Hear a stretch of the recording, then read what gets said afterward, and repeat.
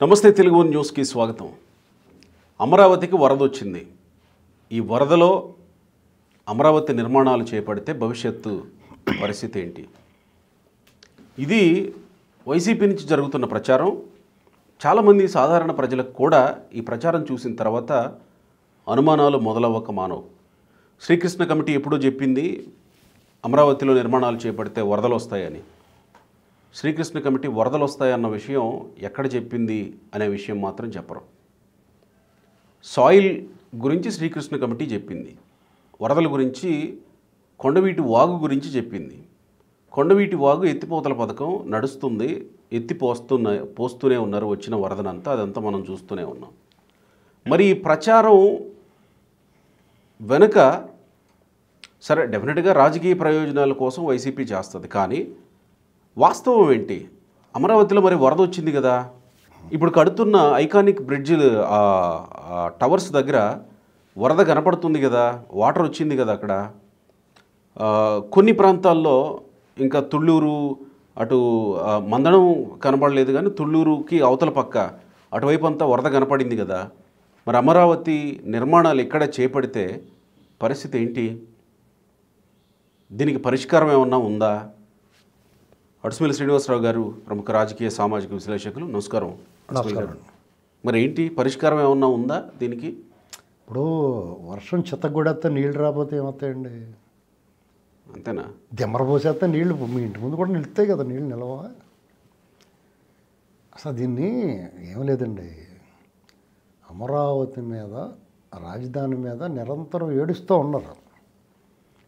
ఇప్పుడు అంత ప్రాజెక్ట్ పెట్టిన తర్వాత అసలు కామన్ సెన్స్ ఉండాలి కదా ఎవరికన్నా. ఇప్పుడు అక్కడ అటువంటి ప్రాంతాన్ని ఎందుకు ఎంచుకుంటారో, ఒకవేళ అటువంటి ప్రాబ్లం ఉంటే దానికి పరిష్కారం చూసుకోకుండా ఎందుకు చేస్తారో ఈ కన్స్ట్రక్షన్ కంపెనీలు కానీ ఇంతంత ఖర్చు పెట్టి చేస్తున్నప్పుడు అందులో బాధ్యత కలిగిన వ్యక్తి చంద్రబాబు గారు ఎందుకు చేస్తారనేటువంటి ఆలోచన ఎందుకు ఉండదండి ఎవరికన్నా? నాకు అర్థమైన విషయం. అక్కడ ఆ నీళ్లు కనిపించేది వేరే చోట ఎక్కడన్నా రాష్ట్రాల్లో మునిగిపోయిన అవన్నీ తీసుకొచ్చి ఫోటోలు పట్టుకొచ్చి ఇది ఇక్కడ మునిగిపోయింది అక్కడ మునిగిపోయిందని చెప్తున్నారు వాళ్ళు. ఇది మునగలేదురా బాబు, ఐకానిక్ టవర్స్ దగ్గర ఇలా ఉంది, పొడిగా ఉందని అటువైపు సోషల్ మీడియా వాళ్ళు చూపిస్తున్నారు ఫోటోలు. అసలు అలా చెప్పక్కర్లేదు, మురుగుద్ది, నీళ్ళు వచ్చినట్టు ఏం చేస్తారు అని చెప్పాలా? ఇప్పుడు వర్షం పడిందండి, విపరీతంగా వర్షం పడిపోయింది, నీళ్ళు వచ్చినాయి, రేపు పోతాయి అని చెప్పాలా, అంతేగాని వాళ్ళు దానికి వివరణ ఇచ్చుకుంటే వెళ్తే అలాగే మాట్లాడతారు వాళ్ళు. అంటే అమరావతి కోర్ ప్లానింగ్లో ఉన్నది రిజర్వాయర్లు కట్టడం ఒకటి, రిజర్వాయర్లకు నీళ్లు తరలించడం. ఈ పాలవాగు, సారవాగు, కొండవీటి వాగు వీటన్నింటికి కాలువలు 75 మీటర్ల లోతున కాలువలు తీసి లోపల నుంచే పంపించే విధంగా ప్లాన్స్ చేస్తామని చెప్పున్నారు. మీకు గుర్తుందో లేదో 30-40 ఏళ్ల క్రితం చాలా ఏరియాల్లో మీరు రోడ్ల మీద వెళ్తున్నప్పుడు కొంచెం డౌన్కి వచ్చి మళ్ళీ అప్పెక్తూ ఉండేవాళ్ళం. మీకు ఐడియా ఉండే ఉంటుంది. అవును అవును అవును. అంటే చుట్టుపక్కల వాగులు వంకలు ఉన్న చోట ఇప్పుడు అవన్నీ కల్వర్ట్ల కింద చేసేసి వంతులు వేసి కింద నుంచి దాని ఆ నీటి మార్గానికి అడ్డు లేకుండా చేసేస్తే దాని పాటుకు అది పోతే మన అదే జరుగుతుంది ఇప్పుడు. అప్పుడు ఏం చేశారు, రోడ్డు వేసేవారు, సడన్గా వాగు వచ్చింది అనుకోండి ఆగేవారు, అటు ఇటు బిక్కు బిక్కుమంటాను, ఒక 5 నిమిషాల్లో నీరు పోయిన తర్వాత మళ్ళీ వెళ్ళేవారు. ఇది నేను అనేక సార్లు చూశాను మా ఏజెన్సీ ఏరియాలో కానీ వెస్ట్ గోదావరిలో కొన్ని ఏరియాలో చేత. ఇప్పుడు అక్కడ నిర్మాణాలకి కొన్ని గోతులు తవ్వుతారు, కొన్ని చోట్ల తవ్విని మట్టి పక్కన పోస్తారు. అది అలాగా ఆ నీటి మార్గాన్ని కొన్ని చోట్ల అడ్డు ఉంది నిజంగానే. ఈ వర్షం కూడా ఇరగ్గొడేస్తుంది కదా, మామూలుగా పలసగా కళ్ళాపు జల్లినట్టు జల్లిపోయింది ఇది వరకు. ఇప్పుడు ఏంటంటే బిందెలతో తెచ్చి పోసినట్టు పోసేస్తారు. ఈ మధ్యకాలంలో క్లౌడ్ కొత్త పదాలన్నీ కనిపెట్టి చెప్పేస్తున్నారు. మేము కొండపోత పోసేసింది లేదా ముసిరెట్టింది ఇలాంటి మాటలు మాట్లాడుకునేవాళ్ళు. 5-6 రోజులు ఏకదాటిన వర్షం కురిసిన రోజులు ఉన్నాయి. ముసురు అంటే దారగా కురిసిన దానికంటే చినుకు చినుకు చినుకు చినుకు పడుతుంది చూడండి కంటిన్యూగా, అది ఎక్కువ ఉంటుంది వర్షపాతం. అది ఒకేసారి ఇలా పోసేస్తే ఒకేసారి కారులు కట్టి ఎత్తుకెళ్ళిపోతే మళ్ళీ ఏమన్నది అక్కడ. తర్వాత మళ్ళీ కానీ చినుకు చినుకు పడుతుంది అనుకోండి, నెమ్మదిగా పడుతూ ఉంటుంది, నెమ్మదిగా అంతా కలెక్ట్ అవుతుంది నీరు, అంతా పోతూ ఉంటుంది.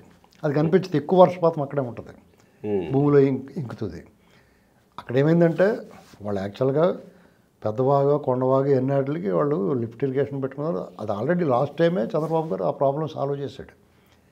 ఇప్పుడు కూడా సాల్వ్ అయిపోద్దండి. ఎక్కడికెక్కడ నిర్మాణాలు మొదలైపోయిన తర్వాత వాటి మార్గం వాళ్ళకి ఇచ్చేస్తారు. పైగా అవన్నీ మొదలయ్యేది ఆ చుట్టుపక్కల ప్రాంతాల నుంచే, ఎక్కడి నుంచో వచ్చేవి కాదు అవి. అసలు మీకు ఆ కొండల మీద నుంచి పడిన వర్షాలు. వీళ్ళు అమరావతి మునిగిపోయింది అది ఇది అంటున్నారండి.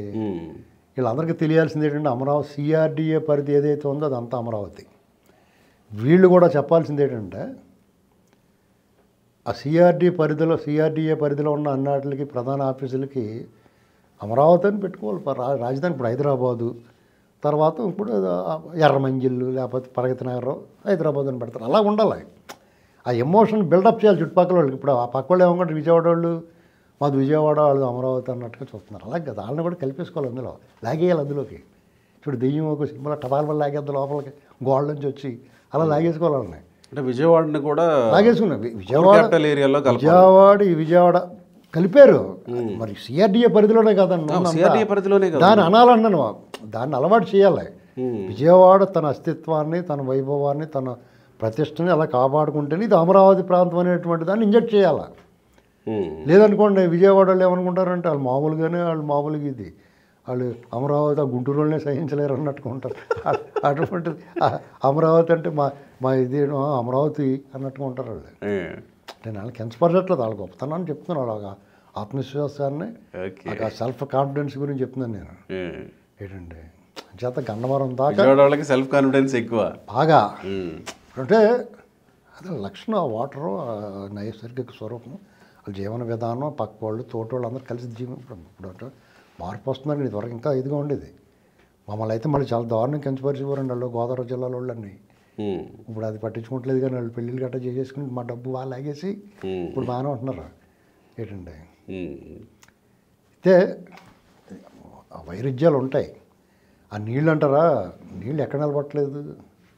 ఢిల్లీ మునిగిపోయింది, మద్రాసు మునిగిపోయింది, బెంగళూరు మునిగిపోతుంది.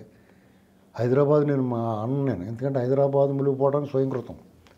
ఓ 10 ఏళ్ల క్రితం ఈ పెంట ఉండేది కాదు, 20 ఏళ్ల క్రితం అసలు ఉండేది కాదు. రాజశేఖర రెడ్డి వచ్చిన తర్వాత కొంత పెంట వచ్చింది, ఈ కేసీఆర్ గారు వచ్చిన తర్వాత కొంచెం పెంట పెరిగింది. అంతకుముందు మీకు హైదరాబాద్ మునిగిపోయిందని ఎప్పుడన్నా విన్నారా మీరు? నేను 25 ఏళ్ళ నుంచి ఉన్నాను ఇక్కడ. ఎప్పుడన్నా హైటెక్ సిటీకి వెళ్ళి దారి దగ్గర రైల్వే మంత్రి ఉండేది చూడ 2004 తర్వాత ఫ్లైఓవర్ పడకముందు ఆ వంతెన కింద నీళ్ళు నిలబడి ఒక 5 నిమిషాలు అయితే వెళ్ళిపోయేవాళ్ళు. అమీర్పేట మైత్రివనం దగ్గర కొద్దిగా నిలబడి ఒక 5 నిమిషాలు అయితే పోయి, ఇప్పుడు అక్కడ కార్లు కొట్టుపోయేలాగా ఎందుకు వచ్చేస్తున్నాయి వరద. అంటే అడ్డగోలుగా నిర్మాణాల్లో అనుమతులు వాళ్ళు ఇష్టమైనట్టు చేసేసి ప్రకృతిని మనం ఇప్పుడు చంద్రబాబు నాయుడు గారు ఇంకటి గుంతలు అయ్యి అంటే ఎక్కిరించేవారు. వీళ్ళేమో నాలాలు గట్ట మూసేసి ఇష్టమైనట్టు కన్స్ట్రక్షన్లు చేసేసి వాడి దారిని నీటి దారిని బంధించేస్తే తను ఒకరు చూపిస్తుంది దాని మీద. అంటే హైదరాబాదు మీరు చెప్తున్న చెన్నై, బెంగళూరు ఇవన్నీ డెవలప్ అయిన తర్వాత నీటి ప్రవాహానికి అడ్డుకట్టలుగా నిర్మాణాలు వచ్చిన తర్వాత వరదలు వస్తున్నాయి. అమరావతిలో ఇంకా నిర్మాణాలే మొదలు పెట్టలేదు కదా. ఇప్పుడు చాలా మంచిది కదా, నిర్మాణాలు మొదలెట్టక ముందే బిఫోర్ లాస్ట్ ఇయర్ పెద్ద లేదు. అవును, ఈ సంవత్సరం కనపడుతుంది. అంటే వాళ్ళకి ఒక సూచన, ఒక అలర్ట్, ఇది వస్తుందండి. చంద్రబాబు గారు అయితే దాన్ని ఇమీడియట్గా తీసుకుంటాడు యాక్షన్. ఇప్పుడు వాన పడినట్టు లోపల భూములు ఇంకిపోయి ఇదని అగ్నిపర్వతం ఏంటి ఏమన్నా ఎండ మాయమైపోతానికి. దోసిపెనం మీద నీళ్ళు వేస్తే బస్మని మాయమైపోతానికి ఎలా కుదురుతుందండి? తబాలమని 2 బిందులు నీళ్ళు పోతే నీళ్ళు కనపడతాయి కదా, అక్కడ దిమ్మరపోసేస్తుంది కదా వాన. దాని గురించి మీరు పెద్ద వర్రీ అవ్వక్కర్లేదు, దాని మీద పెద్ద చర్చ కూడా అనవసరం. ఏడ్చేవాళ్ళు ఏడవని, నవ్వేవాళ్ళు నవ్వని అంటాడు బాలకృష్ణ గారు ఏదో సినిమాలో. డోంట్ కేర్ అంతే. ఐ డోంట్ కేర్ అంటాడు కదా, అలాగే అనాలి. అప్పుడు నోరు మూసుకుంటారు. ఊరికే దాని సమాధానం చెప్తుంటే వాళ్ళు ఇంకా చెప్తుంటారు. పైగా ఇప్పుడు ఎలా తయారయ్యారండి, మొన్న పులివెందుల ఎలక్షన్ గురించి ఒక ప్రొఫెసర్ గారు అంటాడు 680 ఓట్లు రావడం ఆశ్చర్యంగా ఉందంటున్నాడు ఆయన. వైసీపీకి 600 వస్తామేంటి ఆశ్చర్యంగా ఉంది, ఎన్ని రావాలనుకుంటున్నాడు ఆయన, నాకు అర్థం అవ్వట్లేదు. ఇప్పుడు వాళ్ళు బాధపడ్డారు, మాకు 11 సీట్లే రావటం ఏంటని బాధపడ్డారు. 11 సీట్లు నేనేమంటానంటే 11 సీట్లు ఎక్కువ అనుకున్నాను, నేను 9 చెప్పాను అలాగే. ఇప్పుడు ఈయన కూడా నాకు ఆశ్చర్యమే 600 చిల్లర ఓట్లు రావటం, నేను 200 కానీ ఎక్కువ రావనుకున్నాను నేను. ఏంటండి అంటే అలాంటి గొర్రెలు కానీ అటువంటి పైశాచిక మనస్తత్వం ఉన్నవాళ్ళు 200 కానీ ఎక్కువ ఉంటారులే అనుకున్నాను నేను. 600 పైన ఉన్నారు. ఏంటండి దానికి అర్థం ఏముంటుంది? ఎవడన్నా విమర్శ చేయడానికి లేకపోతే ఏదన్నా చేయడానికి నోటికి అద్దు ఆపేముంటుంది? అమరావతిని భ్రమరావతి అన్నాడు, అది ఎన్నాళ్ళు నిలబడింది? ఒక 5 ఏళ్ళు ఎంజాయ్ చేశారు వాళ్ళు. జనాలు చీ అని చెప్పించి కూడా తోసేశారు. అది భ్రమరావత లేకపోతే ఏవోతే అనేటువంటిది ఇప్పుడు రేపు మాపు తెలుస్తుంది. అంటే ప్రజలు ఎట్లా అర్థం చేసుకుంటారు దీన్ని? సింపుల్గా అర్థమైపోద్ది. మీకు ఏమి ఫీల్ అవ్వరండి ప్రజలు. అక్కడ 29 గ్రామాలు ఉన్నాయి, వాళ్ళు హాయిగా బతుకుతున్నారు. వాళ్ళ జీవనం మీద బాబోయ్ నా పులిహార పొట్లాలు ఏమని అంటలేదు కదా వాళ్ళు. ఏకంగా బెజవాడలో పులిహార పొట్లాలు వేశారు కదా. అవును, ఎప్పుడు నిర్మించిన నగరం. అవును, అలాంటి పరిస్థితి ఏమీ లేదు కదా. అక్కడే చూసుకుంటే పోనీ ఆంధ్రలోనే మీకు విపత్తులు సంభవించినప్పుడు, భారీ వర్షాలు కురిసినప్పుడు ఒక్కొక్కసారి అనుకోని సంఘటనలు జరుగుతాయి. ఇలా జరగటప్పుడు అప్పుడు బెజవాడలో వరదలు వచ్చినాయా? బుడమేరుకి రిటైనింగ్ వాల్ కట్టేస్తున్నారు. దాని పరిష్కారం దొరికింది. అవును. అంతకుముందు చంద్రబాబు నాయుడు గారు కృష్ణానది రిటైనింగ్ వాల్ కట్టారు. అవును. ఆ కృష్ణలంక మొలకొండ తర్వాత వాళ్ళు పూర్తి చేసి ఉంటారు. లాస్ట్ రంగులు వేయారు, కొంచెం పూర్తి చేశారు. అక్కడ ఒక అతను వెళ్ళి అయితే అదిగో చూడు ఇదిగో చంద్రబాబు అని గంతులు వేసాడు, తోకు కత్తిరించిన కోతులేకనే. కానీ అలా చంద్రబాబు గారు, గద్దె రామ్మోహన్ గారు ప్రోత్సాహం అది. ఇప్పుడు ఇది కూడా చేస్తారు అలాగే. ఆయన ప్లానింగ్ డెఫినెట్గా మీకు అమరావతి అనేటువంటిది ఈ ప్రపంచం విస్తుపోయేలాగా ఉంటుంది. ఆ రోడ్లు గీడ్లు అన్నీ కూడా ఈ మొండమోహం రాకపోతే ఈ 5 ఏళ్లలోనూ లైన్లోకి వచ్చేసినండి. అదంతా మన స్వయంగా మన అంతను మనం ఒక పనివాడిని ఓడించి పనికిమాలిని తెచ్చుకున్నాం. ఒక నిర్మించేవాడిని వద్దనుకుని ఒక కూల్చేవాడిని తెచ్చుకున్నాం. దాని బదులు మరి అనుభవించాలి, తప్పదు.